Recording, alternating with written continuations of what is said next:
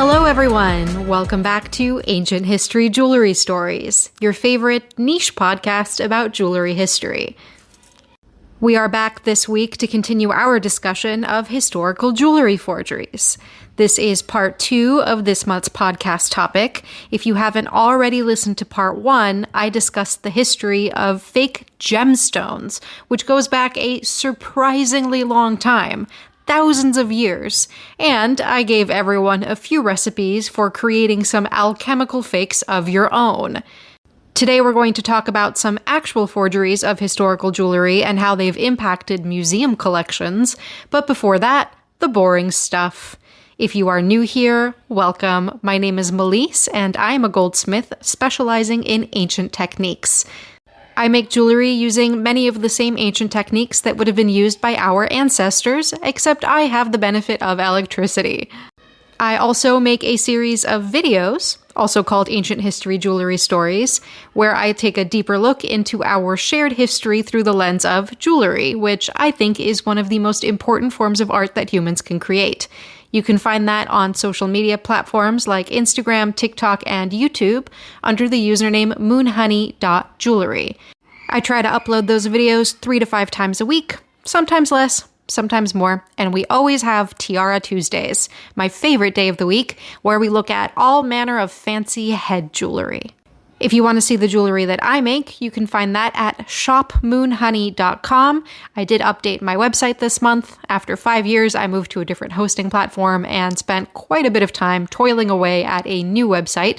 I am particularly proud of it, so please check it out. That's where you can find my actual work, because again, these videos and this podcast, they're a weirdly elaborate hobby. You can also join me on Patreon at patreon.com/ancient history jewelry stories, where I sometimes have polls to determine what the next podcast topic is going to be, which is how this month's topic was chosen. Also, starting next month, as one of the perks for being a $5 a month member, I will be giving a shout out to all of my paid Patreon members at the end of every podcast episode. There are now enough of you that list does not feel embarrassingly small, so starting in June, if you are a paid member and you haven't opted out, you will be getting a shout out at the end of every episode, and I will do my best to pronounce everyone's name correctly. Also, my sincerest apologies for the wild screeching and screaming noises that you might be able to hear in the background of this recording. My neighbor's children are yelling their heads off in the building's hallway. That is the beauty of pre-war architecture. The sounds reverberate through the brick-lined hallways. Way less cute than when you can hear my cat Pringle purring into the microphone, but there is nothing I can do about it. I promise nobody is being tortured, it is just children. So if you can stomach the screaming noises, we've gotten past the boring parts, and we're going to dive right into the second part of this month's podcast topic, The Art of Faking It, a history of jewelry forgeries, the episode where we actually talk about the jewelry forgeries.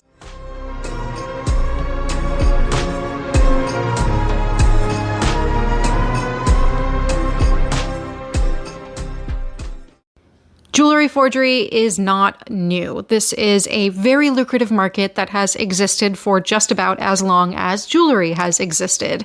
If you've listened to the first part of this month's podcasts, then you will know people have been faking at least gemstones for as long as people have been using gemstones. But in the modern world, we have the antiquities market, where there is a massive demand for pieces that were made during certain eras of history, and these pieces definitely fetch a premium on the market.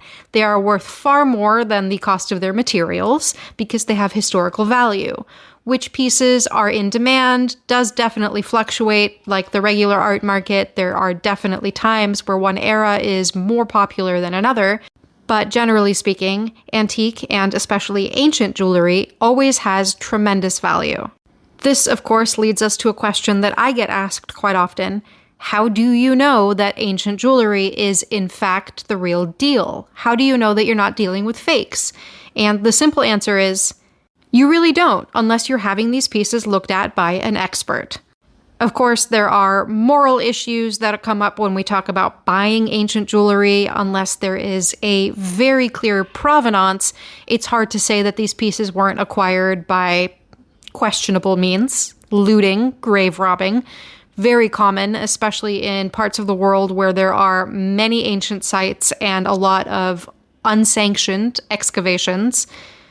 And this is true for other kinds of antiquities too. This is not only true for jewelry. You see this especially in the ancient coin market as well. Pieces that are being sold unscrupulously by people who have looted them from either open archaeological sites or unexcavated sites. There has recently been a lot more conversation about the antiquities market being flooded with fakes. There is a great article from JCK magazine called "The Ancient Jewelry Market Has a Counterfeit Problem." Very cut and dry. They quote Dr. Jack Ogden, who is the founder and president of the Society of Jewelry Historians, who estimates that half of the ancient jewelry on the market is fake. He's quoted as saying, "It's a huge business. Some of these items fetch hundreds of thousands of pounds. In the last 20 years, it's grown exponentially. You figure they use maybe 20,000 pounds in raw materials, and they get maybe 200,000 pounds on the other end."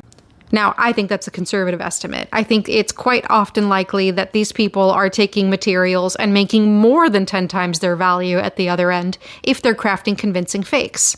He makes a point that 3D printers have made it that much easier for people to craft fakes and flood the market with them. That means that somebody who wants to create fakes can take an actual ancient piece, 3D scan it, print wax models, and make them by the dozens. He points out that when you see something flooding the market in multiples, you can be fairly sure that these are all fakes. One of the hallmarks of actual ancient jewelry is that these pieces tend to be fairly one of a kind. You don't see a lot of repeats, which is why I always get really excited when I come across an ancient trend, where we find multiple pieces that are similar to each other from the same time period. It also always tips me off that something might be fishy. We've talked about this in the past in some of my videos, where I've come across pieces that look far too similar to each other for it to be a coincidence.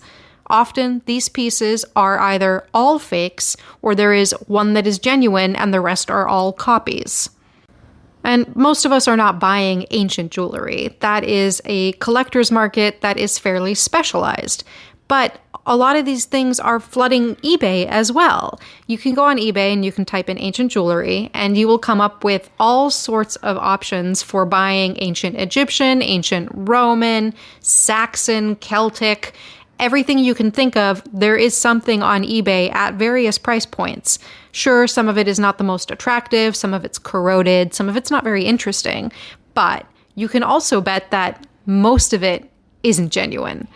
If you had something truly valuable, would you be putting it on eBay? Probably not. You'd be going to better sources like auction houses, where it was going to reach an audience that understood the value and appreciated the pieces that you were selling. Dr. Jack Ogden does also suspect that many well-crafted fakes have landed at auction houses, high-end private collections, and yes, museums. Museums are definitely harboring quite a few fakes. Some are known fakes, as we will discuss later in the episode, and some have yet to be discovered.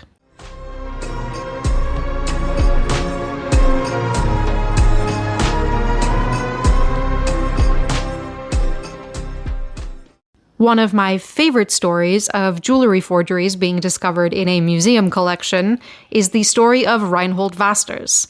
I have covered him in his very own podcast episode. I do recommend that you go back and listen to that one because it is one hell of a story. But Reinhold Vasters was a German goldsmith who was alive from 1827 to 1909. He was a prolific and incredibly talented goldsmith, pumping out dozens, if not hundreds of works, many of which were being sold as Renaissance pieces.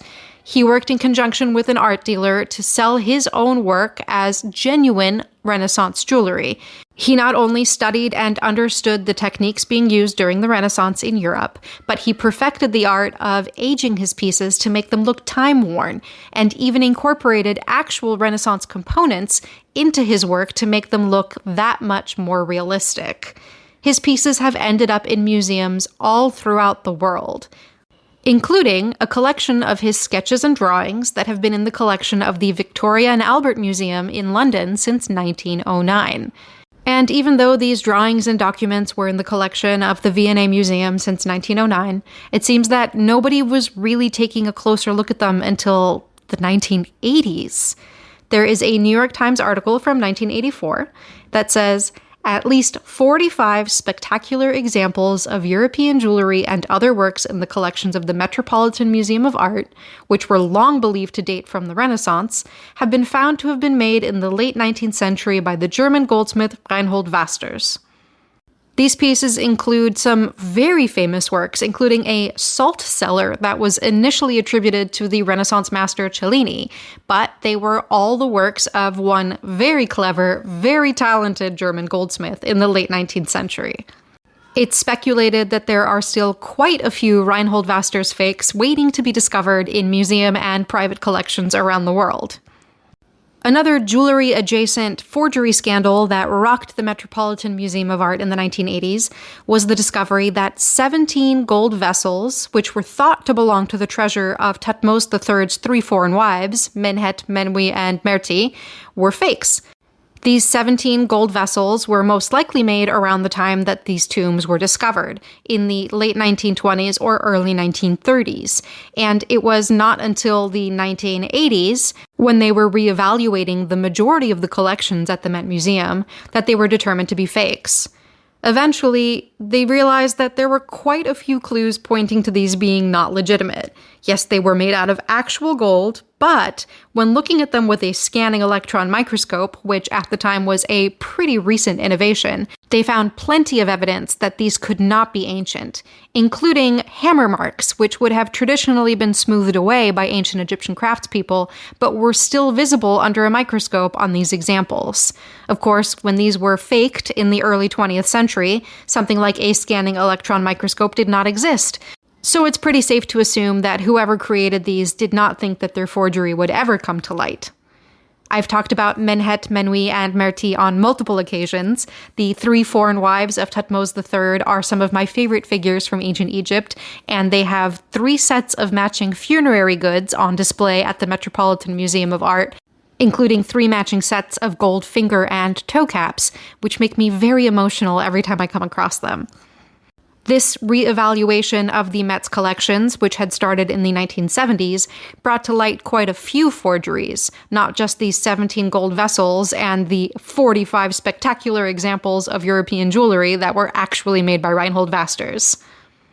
Another scandalous forgery that rocked a museum's reputation is one that I actually talked about in yesterday's Tiara Tuesday video. This is the tiara of Saitaphernes.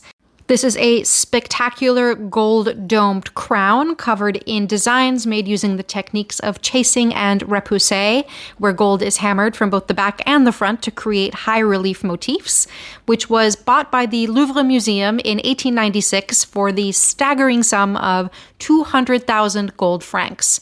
Different currency converters will give me different numbers, but I did find out that a 100-franc coin is 1 ounce of 90% pure gold. So going by today's gold value, that would be worth somewhere just above $5,400,000 today.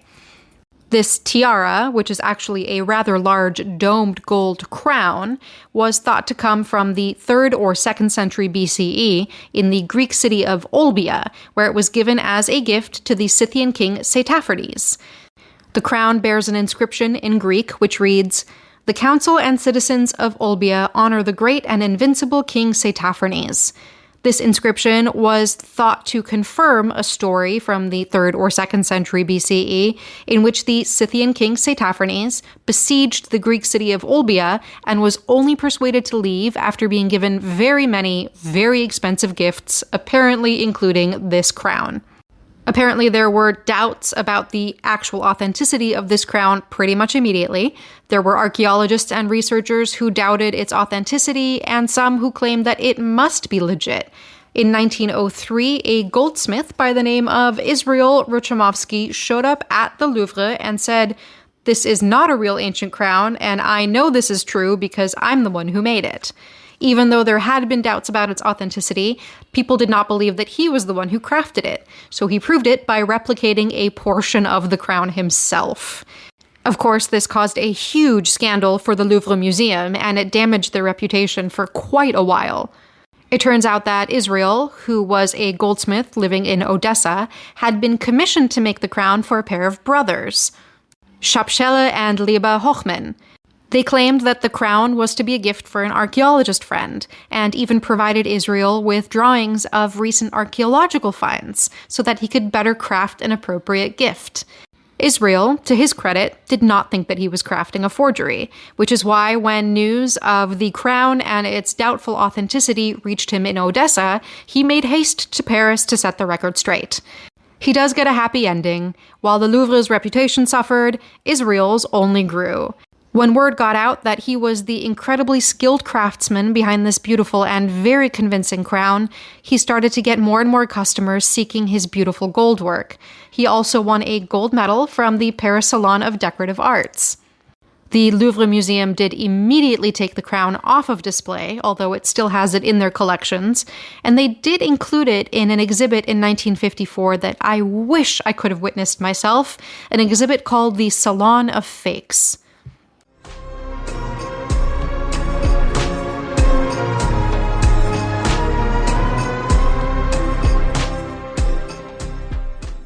It seems that a salon of fakes would be a very good permanent exhibit for many museums around the world. Aside from the aforementioned fakes being found at the Metropolitan Museum of Art in the 1980s, the British Museum has over 5,000 items that have been officially identified as fakes or forgeries.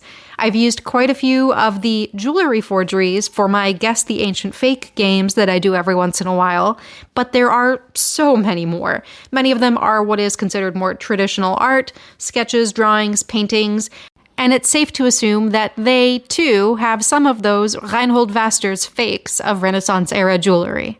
The discovery of forgeries and fakes in museum collections is still an ongoing issue.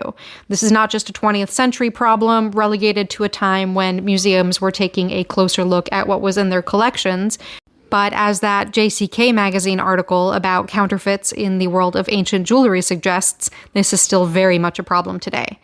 One more modern scandal, involving everyone's favorite fancy Easter eggs, has been going on since 2021. This is the year when an art dealer claimed that over 20 pieces in the State Hermitage Museum of Russia's Fabergé exhibit were fakes, including several quote-unquote refound Easter eggs. These are eggs that were known to have existed at one time but had gone missing. The most prominent of these eggs is the 1904 wedding anniversary egg. This egg features multiple portraits of members of the royal family. They are lovely, sepia-toned and pastel-colored portraits surrounding the circumference of the egg, but there's something not quite right about them. Researchers have taken a closer look at these portraits and determined that 4 of them are based on images taken after 1904. Not only did these pictures not exist in 1904, but they were very recently colorized from their original black and white, and the portraits on the eggs match the colorized versions of these pictures perfectly. This egg, along with multiple other pieces that are purported to be fakes, all come from the collection of one Russian oligarch.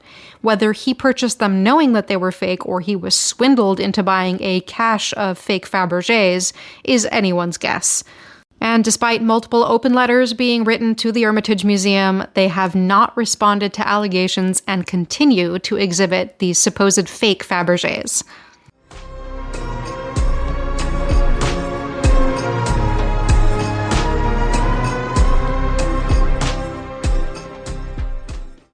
And that's pretty much it for the episode. The screaming children in my hallway seem to have gone home just in time for me to finish this recording. Hopefully the noises were not too distracting, but as you can tell, the jewelry forgery business is still very much alive, very lucrative, still making people tons of money, and new innovations like 3D printing and 3D scanning are just making it easier for a less educated and more vulnerable group of consumers to buy fakes. There is an ever-growing interest in ancient jewelry. I can attest to that because I have more and more people following me on various social media accounts because they are discovering that they love to learn about this stuff as much as I love to talk about it. And if you have enough money to spend, you probably want to go and see if you can find some ancient pieces of your own. But you have to know that the majority of the stuff out on the market probably isn't the real deal. If you are buying things at a certain much higher price point and you're buying them from reputable auction houses, you have a higher likelihood of buying something that is real. But with that comes the moral quandary of not knowing how these pieces were acquired, and there's always a big chance that these pieces were stolen or robbed from tombs.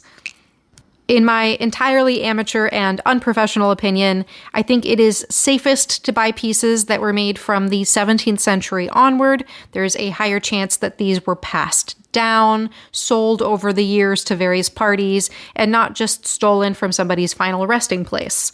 But again, I'm not an authority on the subject. So if you do feel like you want to acquire some ancient pieces of your own one day, do the research and make sure that you are buying only from reputable sources, and try to find pieces that have a robust, verifiable provenance. And once you've done all that, please send me pictures of your fantastic ancient purchases so that I can live vicariously through you and your unimaginable ancient jewelry budget. I gave you all the boring plugs and details at the beginning of the episode, but once again, if you want to watch my videos, you can find me on Instagram, TikTok, and YouTube under moonhoney.jewelry. If you want to see the jewelry that I make, you can find that at shopmoonhoney.com. If you want to listen to previous podcast episodes, you can do that wherever you're listening to this now. If you wanted to join me on Patreon, you can find that at patreon.com/ancienthistoryjewelrystories. You can join for free, but if you become a $5 a month paid member, you get the option to vote in polls to determine future podcast episode topics. And starting next month, you will get a shout out at the end of each and every podcast episode. Also, if you feel so inclined, please leave me a rating and review wherever you are listening. Unless it's negative feedback, I don't want to hear your negative feedback. You can go tell anyone who isn't me. If you are on YouTube or Spotify, please leave me a comment. Spotify now lets me respond to your comments, which is super fun. I love getting comments on Spotify. It makes me feel like there are actual real people out there listening to this, not just me listening over my recording to look for mistakes. And as always, thank you for being here. Thank you for listening. And I will see you again in 2 weeks for more ancient history jewelry stories.